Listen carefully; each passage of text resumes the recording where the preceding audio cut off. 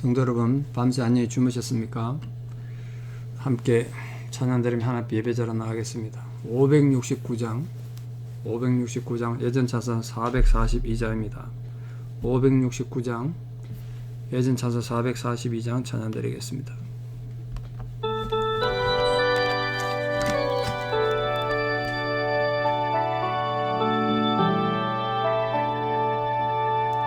선한 목자 되신 우리 주 항상 인도하시고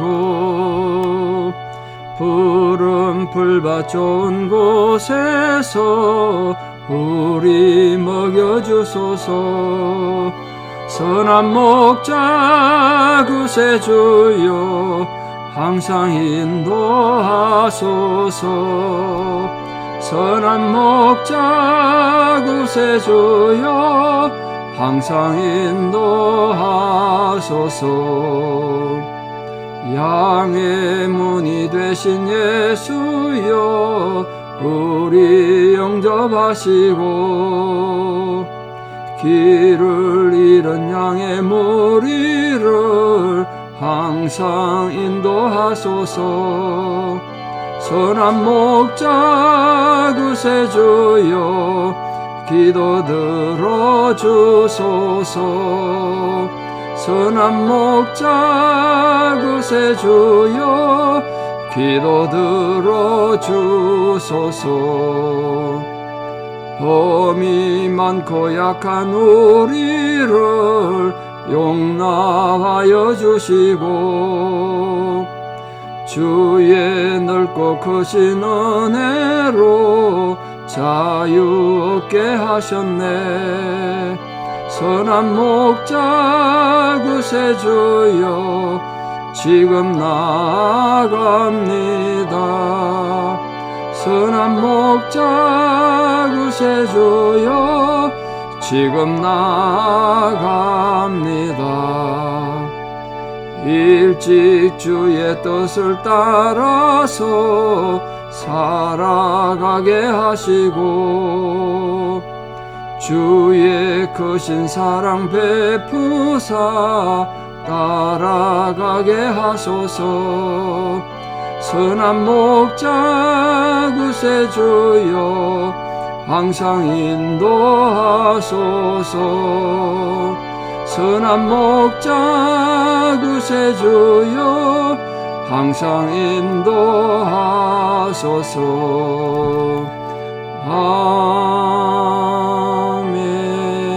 아멘. 신앙 고백 드리겠습니다. 전능하사 천지를 만드신 하나님 아버지를 내가 믿사오며 그 외아들 우리 주 예수 그리스도를 믿사오니 이는 성령으로 잉태하사 동정녀 마리아에게 나시고 본디오 빌라도에게 고난을 받으사 십자가에 못 박혀 죽으시고 장사한 지 사흘 만에 죽은 자 가운데서 다시 살아나시며 하늘에 오르사 전능하신 하나님 우편에 앉아 계시다가 저리로서 산자와 죽은 자를 심판하러 오시리라. 성령을 믿사오며 거룩한 공회와 성도가 서로 교통하는 것과 죄를 사하여 주시는 것과 몸이 다시 사는 것과 영원히 사는 것을 믿사옵나이다. 아멘. 하나님께서 우리에게 주시는 말씀은 야고보서 4장 13절에 17절. 어제 읽은 본문이지만 한 번 더 다시 읽겠습니다. 중요해서 다시 한번 읽습니다. 야고보서 4장 13절에서 17절. 야고보서 4장 13절 17절입니다. 봉독에 올리겠습니다. 들어라, 너희 중에 말하기를 오늘이나 내일이나 우리가 어떤 도시에 가서 거기서 1년을 머물며 장사하여 이익을 보리라 하는 자들아, 내일 일을 너희가 알지 못하는도다. 너희 생명이 무엇이냐? 너희는 잠깐 보이다가 없어지는 안개니라. 너희가 도리어 말하기를 주의 뜻이면 우리가 살기도 하고 이것이나 저것을 하리라 할 것이거늘 이제도 너희가 허탄한 자랑을 하니 그러한 자랑은 다 악한 것이라. 그러므로 사람이 선을 행할 줄 알고도 행하지 아니하면 죄니라. 아멘. 인생이란 도대체 뭘까요? 삶이란 뭐겠습니까? 이 문제만큼 심각한 문제가 있겠습니까? 얼마나 많은 철학자들, 사상가들이 삶이란 무엇인가, 인생이란 무엇인가 해답 찾겠다고 많은 연구도 하고 책도 수없이 많죠. 인생론이 얼마나 많습니까? 저도 뭐 그 부분에 많은 책을 좀 읽어봤습니다만 얻은 결론은 정답이 없더라고요. 백인백색이에요. 사람마다 다 의견이 달라요. 뭐 어떤 사람 대체로 보면 인생에 살만한 가치가 있다 없다 뭐 그런 내용들이 많죠. 인생이 나가네 길이다, 뭐 어두운 밤과 같다든지 짧고 허무하다, 뭐 그런 얘기들 많이 합니다. 뭐 오랫동안 연구한 것들이고 전문가들 얘기니까 부분적 일리는 있겠지만 모두 희미한 그림자에 지나지 않지 않는가 이렇게 생각합니다. 그 인간이란 무엇인가, 삶이란 무엇인가, 인생이란 무엇인가, 거기에 대한 진정한 언급은 성경에서 찾아야 되지 않을까 생각합니다. 성경에 거기에 대한 중요한 말씀들이 굉장히 많습니다.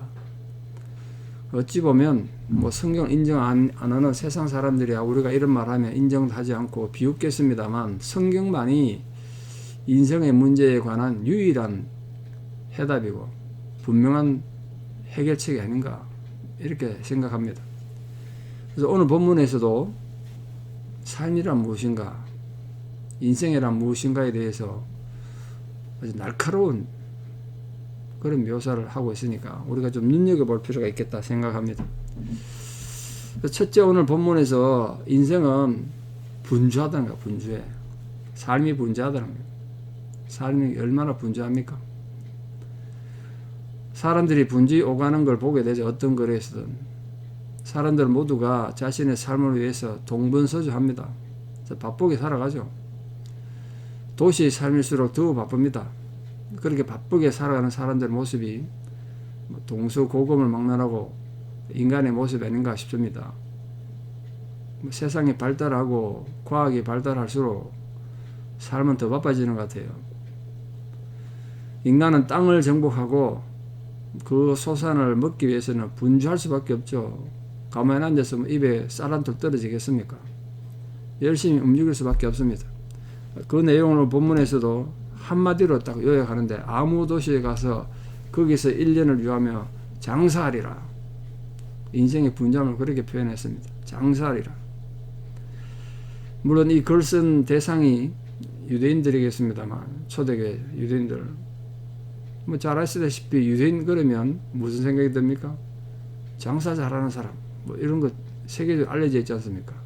유대인들의 상술은 아마 오랜 세월 대단한 능력의 인정을 받습니다. 오죽했으면 셰익스피어의 베니스상이란 그게도 유대인이 아주 뛰어난 상술을 가진 그런 사람은 거려져 있죠. 뭐 부정적인 내용으로 많이 거려져 있습니다. 워낙 장사하다 보면 이익을 남기려고 사람이 잔인해지죠. 근데 야고보 시대에도 이미 유대인들은 장사하려고 이렇게 본문 보시죠. 분주히 1년을 유하며 내가 지역에 가서 살면서 돈을 벌리라 이렇게 했다고 돌아다녔다는 거예요. 이처럼 삶을 위해 분주하게 사는 것 자체가 뭐 문제가 되겠습니까? 열심히 사는 게 문제가 될 리는 없겠죠. 근데 진짜 핵심적인 문제가 뭐냐면 자신의 삶에 너무 분주한 나머지 자기를 지으신 하나님을 잊어버리고 그 결과 타락하는 삶을 산다는 데 있습니다. 왜냐 인간은 자기가 창조된 목적을 모르면 누가 나를 창조했는지 내가 왜 창조됐는지 그 목적을 모르면 필연적으로 타락하게 돼 있어요. 그래서 주님께서는 우리의 평범한 일상의 삶인데 이걸 종말 시대에 멸망당할 징조로 그렇게 설명한 적이 있습니다. 많이들 아시는 내용입니다만 마태복음 24장에 보면 종말에 대한 심판이 아주 길게 되어 있는데 예수님 거기서 이렇게 말했죠. 노아의 홍수 때나 또 롯의 고향에 불의 멸망으로 당했던 소돔과 고모라 때처럼 멸망 직전에도 사람들이 분주히 먹고 마시고 장가들고 시집가다가 다 망했다는 거예요. 그런데 인자의 임한도 그와 같을 것이다 이렇게 말씀하셨어요. 먹고 마시고 시집가고 장가가는 게 왜 잘못이겠습니까? 잘못됐다고 할 수 없죠. 근데 왜 예수님이 그걸 종말의 징조로 설명하셨냐면 이런 것들이 먹고 마시고 시집가고 장가가는 게 궁극적으로 삶의 목적이 될 수 없다는 거예요. 근데 그 종말의 시대는 그게 궁극적인 삶의 목적이 되어버린 거예요. 먹고 마시고 시집가고 장가가는 건 삶을 위한 하나의 수단인데 이게 목적이 되어버렸어요. 그러니까 여기서는 완전히 거기 도취돼 가지고 하나님도 잊어버리고 수단이 목적이 돼서 그렇게 살다 보니까 멸망당하는 시대가 됐다는 거예요. 그게 지금 오늘 야고보 기자가 주장한 경고한 인간의 어리석은 모습입니다. 오늘날도 우리 사회도 뭐 먹고 마시고 노는 세상이 아니라고 말할 수 없죠. 롯이나 노아의 홍수 때를 방불케 하고 있습니다. 뉴스에 나오는 거 보면 참 사람들이 저렇게도 사는구나 싶을 정도로 저 별 희한한 노래가 나 있더군요. 보니까 걱정되는 건 우리 성도님들도 이 세상의 영향을 받게 되니까 어쩔 수 없이 여러 가지 그 잘못된 만남 그런 것 때문에 하나님 앞에 예배도 제대로 못 드리고 하나님과 관계가 흐트러지는 그런 일이 있을까봐 너무 걱정됩니다. 여러분 어떤 상황 속에서도 아무리 여러분 바쁘고 분주하고 사업이 번창해도 하나님 앞에 예배드리는 하나님을 잊어버리면 안 된다고요. 그래서 우리도 이 주님의 말씀을 가슴에 잘 새겨서 분주한 삶 가운데서도 하나님 은혜를 기억하고 감사할 줄 아는 성도로 사시면 하나님께서 우리 삶에 큰 복을 주시리라 믿습니다. 그래서 우리 절대로 삶의 목표를 잃어버리지 않는, 수단이 목표가 되지 않도록 하나님과 관계를 잘 맺어가는 지혜로운 성도들 되시기를 축원합니다. 오늘 두 번째, 인간이란 무엇인가, 삶이란 무엇인가에 대한 이 야고보의 진단은 인생이란 장래가 불안하다는 거예요. 불안해. 불확실해. 요즘도 보니까 이틀 전에도 뉴스에 보니까요, 한국에서 학원차에 타고 가다 집에 가던 애가 집 다 왔다고 갑자기 뒤에서 친구랑 얘기하다 내리다가 앞에 운전수는 앞에 있고 뒤에 자기 혼자 차문 열고 내렸는데, 이거 하필 요즘 겨울이다 보니까 옷을 두껍게 입었겠죠. 그 옷이 차문에 끼었나 봐요. 그 어른들이 반드시 타서 등하교를 지도하게 되는데 그 차에는 타지 않았더라고요. 만약 누가 있었으면 그 옷 끼었다고 운전수한테 얘기했을 텐데, 운전수들 뭐 알겠습니까? 옷 끼운 채로 그 두터운 코트가 끼인 채로 차가 달려버렸으니 애가 그냥 바닥에 부딪혔겠죠. 그래서 결국 9살짜리 애가 죽었더라고요. 그 참 부모 마음 생각하면 가슴이 참 답답하죠. 얼마나 안타까운 일입니까? 그러니까 우리가 살다 보면 인생이란 게 참 한치 앞을 알 수 없어요. 한치 앞을 알 수 없어. 뭐 예기치 못한 사고나 또 여러 가지 별안한 어떤 사건 때문에 우리 인생이 정말 힘들어지죠. 인생은 어두운 밤과 같은 거예요. 다음 순간 뭐가 있을지 모르는 거예요. 캄캄한 밤 걸어가는 것 같은 거죠. 어디에 뭐가 있는지 몰라서 돌부리에 걸려 넘어지기도 하고 구덩이에 빠지기도 하고, 인생이 그렇게 어렵고 불안한 거다. 불안해. 불확실해요. 요즘 뭐 인터넷이나 이런 것들이 너무 발달돼서 사는 건 굉장히 편해진 것 같은데 오히려 더 불안해진 것 같습니다. 더 불확실한 것 같아요. 인생이 하루아침에 뭐 주식이 변동해서 피해를 입든지 뭐 이런 일이 많이 일어나잖아요. 잠언 27장 1절 말씀에 하루 동안에 무슨 일이 일어날는지 알 수 없으니 내일 일을 자랑하지 말라, 그래 말했다고. 그래서 오늘 본문도 내일 일을 너희가 알지 못한다, 그렇게 말하고 있습니다. 그게 교훈이죠. 비록 우리 삶이 불확실하긴 하지만 우리는 놀라거나 두려워할 필요는 없죠. 또 낙심하거나 실망할 필요도 없습니다. 왜냐하면 우리 신앙인의 모든 것을 하나님 뜻에 맡기고 최선의 노력하면 하나님께서 지켜주실 거기 때문에 그렇습니다. 하나님 그걸 약속하신 거 아니겠습니까? 너는 모든 일을 범사에 여호와를 인정하라. 그러면 그가 너희를 지키시리라.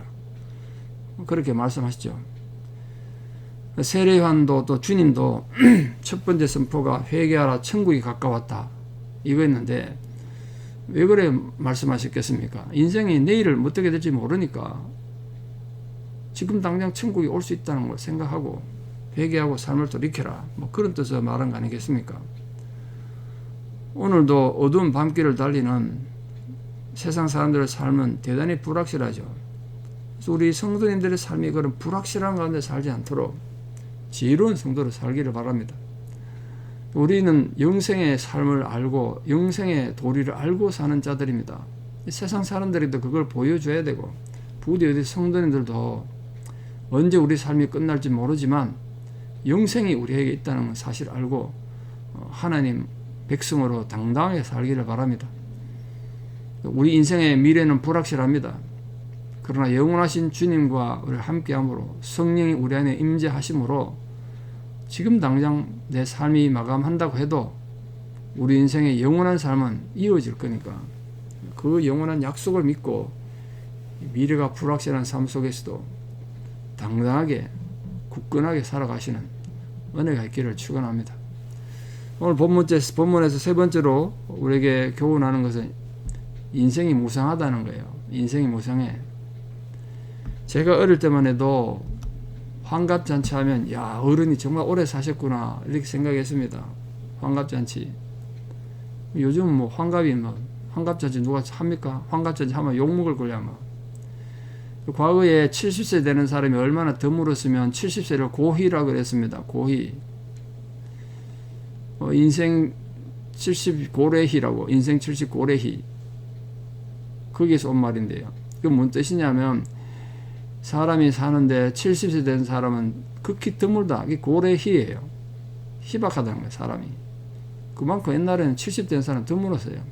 지금은 70도 청춘 아닙니까? 의학의 발달으로 뭐 지금이야 수명이 뭐 7, 80 사는 건 보통이죠. 90, 100살도 살지 않습니까? 근데 인간이 100세를 살고 150세를 산들 돌아보면 인생의 삶에는 한순간 아니겠습니까? 수명이 아무리 길어져도 한순간이라고요, 인생이. 그래서 성경에서 인생을 어찌 보면 좀 험하게 들리기도 합니다만 인생의 무상함을 그렇게 성경에서 많이 얘기해요. 시편에서는 쇠하얘지는 풀이나 꽃과 같다. 예수님도 그랬잖아요. 인생이 꽃과 같다. 잠깐 보이는 잠이다. 또는 머물지 않는 그림자다. 오늘 본문에도 잠깐 보여도 없어지는 안개와 같다. 인생을 그렇게 얘기했어요. 이처럼 참으로 짧고 어찌 보면 더덥고 무상한 것이 우리 인생인데 그럼 우리 그래 인생이 허무하다. 그리고 허무하게 살아야 되느냐. 그건 아니란 거예요. 세상 사람들은 인생이 영원히 지속될 것 같은 착각 속에 살죠. 언제 내 삶이 끝날지 모르는데 영원할 것 같은 착각 속에 사는 거 보면 참 안타깝죠. 우리 신앙인에게는 이 허무한 세상의 삶 속에도 인생이 아무리 허무하다고 해도 궁극적인 소망을 가지고 있습니다. 왜냐하면 우리는 영원한 삶에 소망을 두고 사니까. 그래서 모세는 시편 90편에서 이렇게 얘기했습니다. 우리에게 우리 날 계수함을 가르치사 지혜의 마음을 얻게 하소서. 모세가 그렇게 기도했습니다. 모세는 120세까지 살다가 죽었지 않습니까? 근데 우리 날이 어떤가 헤아릴 줄 아는 마음을 주셔서 지혜의 마음을 얻게 해달라 그렇게 말씀했습니다. 우리도 이런 한동안 기도를 드릴 수 있는 하나님 자녀 되기를 바랍니다. 여기서 지혜를 얻게 해달라는 지혜가 하나님을 아는 지혜란 말이에요. 하나님을 알게 될 때 우리 짧은 인생은 허무하지 않고 영원한 삶이 되는 것입니다. 영원한 삶을 어떻게 소유하느냐, 그건 우리가 육신의 삶을 잊고 있을 때 결정돼요. 죽고 나서 결정되는 게 아니라 내가 육신의 삶을 잊고 있을 때 어떻게 살고 어떻게 믿었느냐, 그걸로 우리 영원한 삶이 결정되는 거 아니겠습니까? 우리 육신에 입은 우리 삶은 짧고 험할지 모르지만 언제 죽을지도 모르는 삶이지만 우리가 하나님을 아는 지혜로 죽음을 대비함으로 영혼을 소유한 지혜로운 하나님 백성들로 살아가기를 진심으로 축원합니다. 사랑하는 모든 성도님, 우리 인생은 참 100년 살기도 힘들지 않습니까?